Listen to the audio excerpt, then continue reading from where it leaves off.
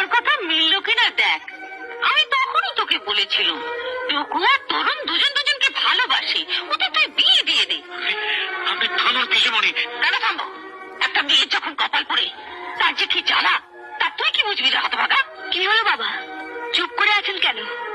আমার বাবা আপনার ক্ষতি করেছিল, আমি কয়েকশো লোকের সামনে ঝুমুর নেচে আপনার সে ক্ষতি পূরণ করে দিয়েছি।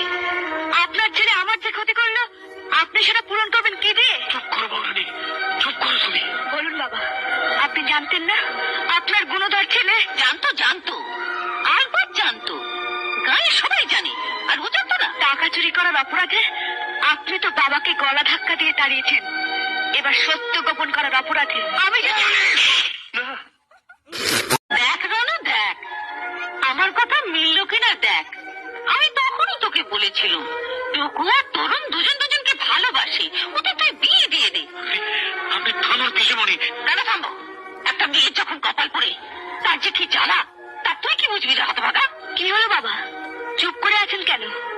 আমার বাবা আপনার ক্ষতি করেছিল, আমি কয়েকশো লোকের সামনে ঝুমুর নেচে আপনার সে ক্ষতি পূরণ করে দিয়েছি।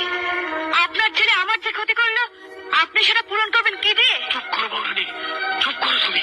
বলুন বাবা, আপনি জানতেন না আপনার গুণধর ছেলে? জানতো জানতো, আরবার জানতো, গায়ে সবাই জানে, আর ও জানতো না? টাকা চুরি করার অপরাধে আপনি তো বাবাকে গলা ধাক্কা দিয়ে তাড়িয়েছেন, এবার সত্য গোপন করার অপরাধে আমি